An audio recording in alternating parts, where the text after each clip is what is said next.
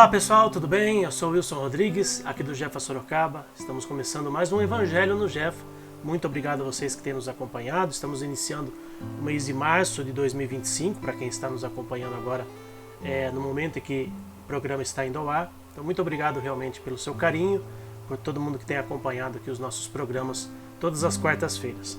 E a gente vai iniciar fazendo a nossa prece de abertura, primeiramente agradecendo a Deus nosso Pai, ao nosso Mestre Jesus, aos nossos amigos espirituais, para que estejam conosco durante toda essa noite, abençoando e iluminando a cada um de nós que aqui se encontra, em seus lares, em suas vidas, para que todos recebam o auxílio e o amparo da espiritualidade amiga. Que esses amigos queridos estejam presentes, mais uma vez, nos ajudando a compreender as lições da noite de hoje. Que assim seja, graças a Deus, graças a Jesus.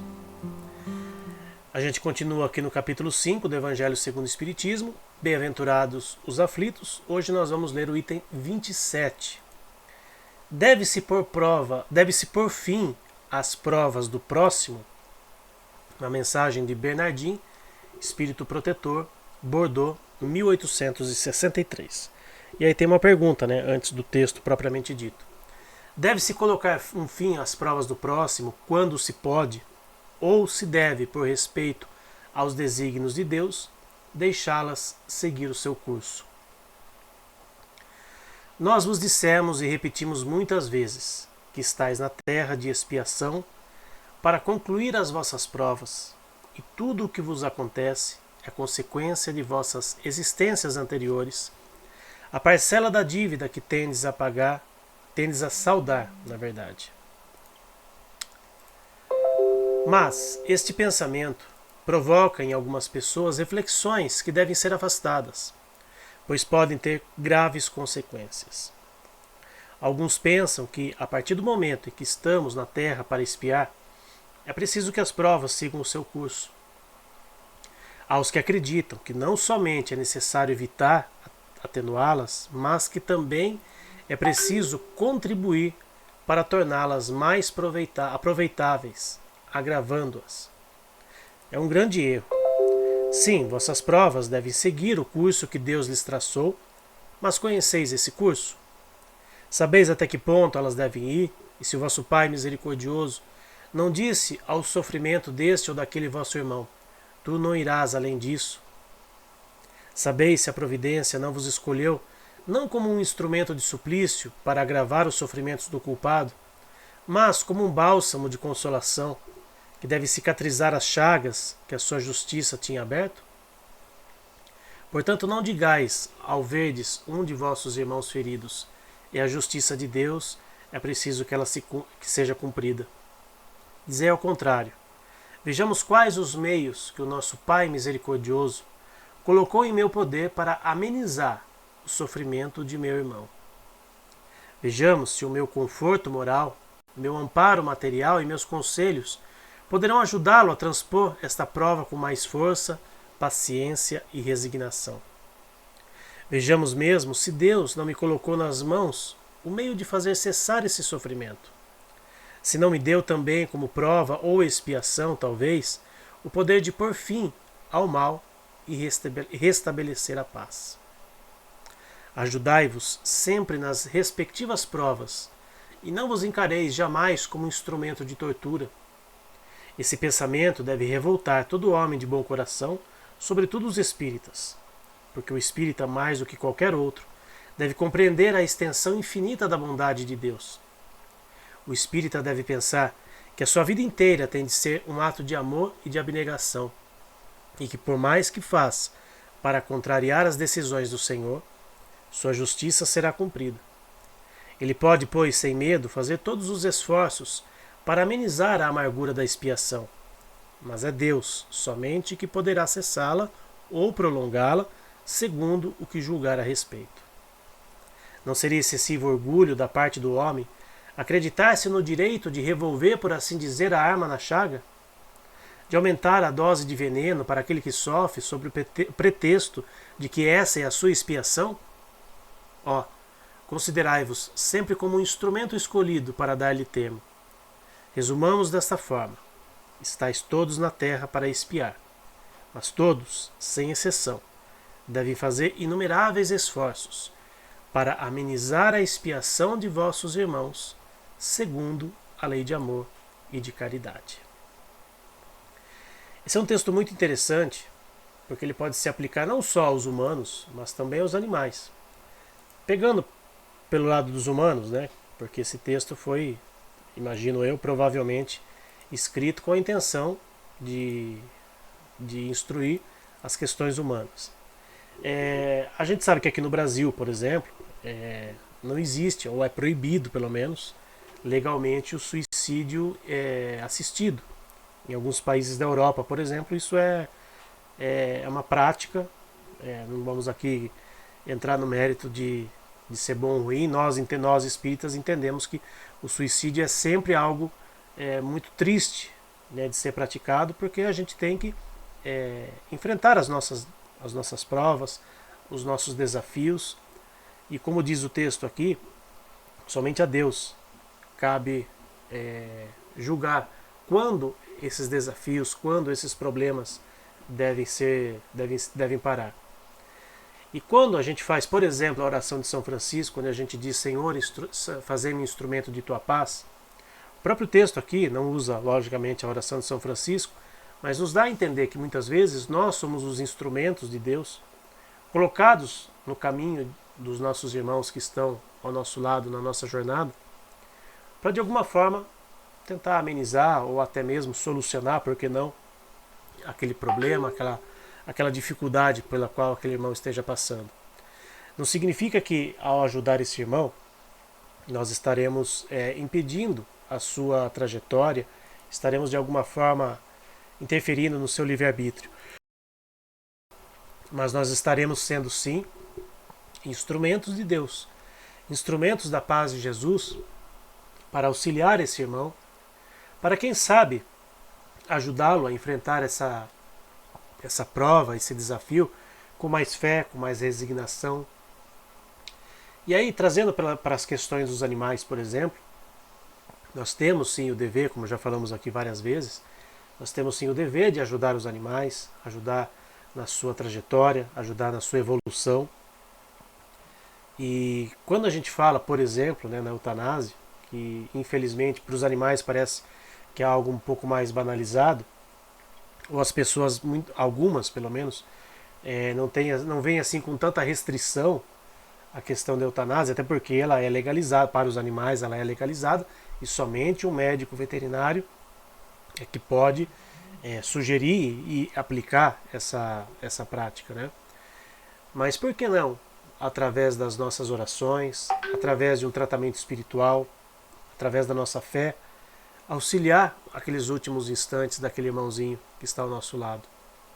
É claro que a gente sofre bastante quando a gente vê o nosso animalzinho doente, muitas vezes numa situação que já não tem mais como reverter, mas a prática da eutanásia traz consequências muito, muito penosas depois para aquele ser humano, para aquele tutor. A gente já viu aqui, fizemos aqui várias palestras nesse sentido, também palestras online, do arrependimento dos tutores após a prática da eutanásia. Porque fica aquele sentimento de culpa, aquele sentimento de que, puxa, por que eu fiz isso? Será que não poderia procurar uma outra alternativa? Será que não poderia procurar, por exemplo, uma outra opinião veterinária? Para aqueles que não conhecem ainda o tratamento espiritual, né, muitas vezes a pessoa acaba não fazendo isso, às vezes por desconhecimento. Então a gente sempre sugere para que os tutores procurem, esgotem todas, mas todas as possibilidades materiais, no sentido de procurar outras opiniões de médicos veterinários e fazer o tratamento espiritual e principalmente ter fé. Ter fé em Deus, em Jesus, em Francisco de Assis, porque muitas vezes nós estamos ali para auxiliar aquele nosso irmãozinho nos momentos finais da sua vidinha, dando carinho, dando atenção, nos colocando ali ao lado deles, para que eles se sintam seguros, digamos assim, para o momento da sua transição.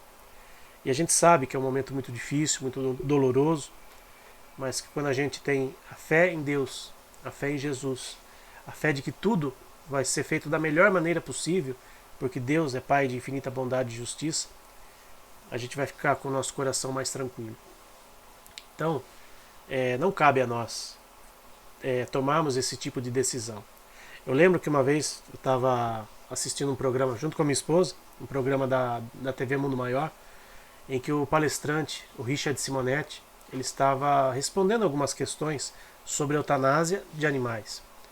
E a gente percebia que ele aparentemente não tinha assim tanto conhecimento do assunto, mas mesmo assim, né, se propôs a responder algumas questões. E passado algumas semanas, voltou o seu assunto junto com o Richard Simonetti, e a gente notou que ele foi atrás da informação, foi atrás de conhecimento para poder responder com mais propriedade. E tem uma frase dele muito impactante, né? Se nós não fazemos eutanásia com um outro ser humano, com um parente nosso, por que fazer com um animalzinho? Afinal de contas, somos todos filhos de Deus. Então são informações que, né, a gente procura sempre trazer aqui para vocês que nos assistem, nos nossos programas, nas nossas palestras, nos nossos atendimentos presenciais também, para que as pessoas tomem a melhor decisão. É o livre-arbítrio de cada um, tomar as suas decisões, mas que sejam decisões com conhecimento de causa. Para que depois não venha aquele arrependimento ou aquela situação, puxa, eu não sabia. A partir do momento que a gente tem o conhecimento, a gente tem mais propriedade para tomar as nossas decisões. E é isso que minimamente a gente tenta fazer aqui com os nossos programas, com o Evangelho no Jefa, com as nossas palestras, enfim, com tudo aquilo que a gente tem a oferecer para os tutores que nos procuram, seja de forma online, seja de forma presencial também. Então, esse foi o texto de hoje, né? Capítulo 5 do Evangelho, item 27, deve-se por fim às provas do próximo. Então, que a gente reflita a respeito disso e que a gente, principalmente, né, coloque em prática um pouquinho desse conhecimento que a doutrina espírita nos deixou. E convido vocês agora para juntos fazermos as vibrações pelos nossos irmãos animais.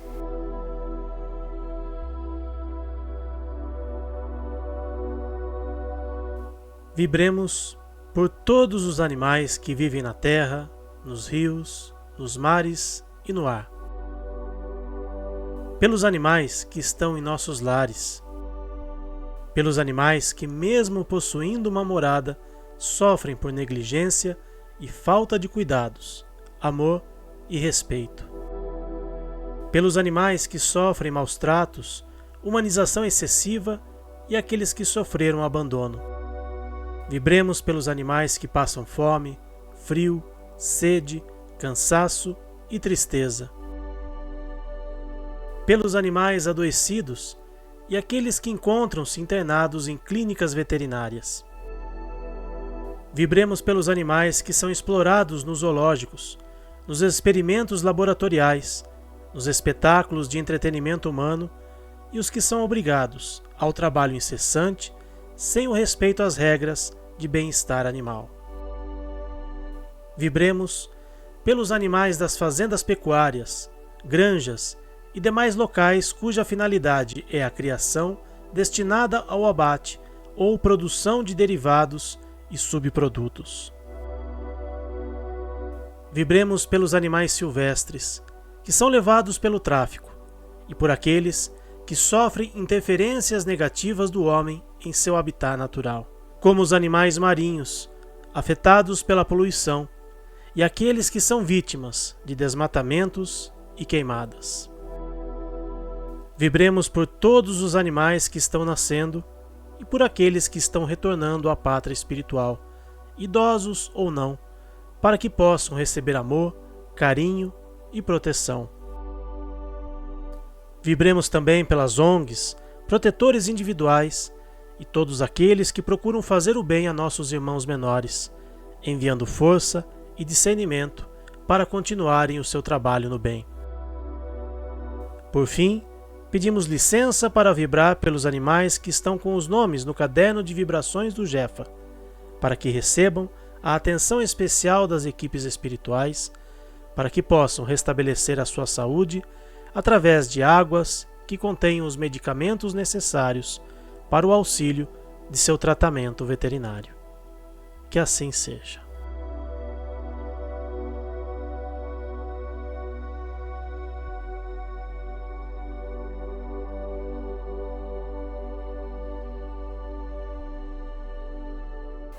Obrigado a todos que estiveram conosco em mais este programa. Semana que vem, quarta-feira, às 9 da noite, estaremos aqui em mais um programa inédito.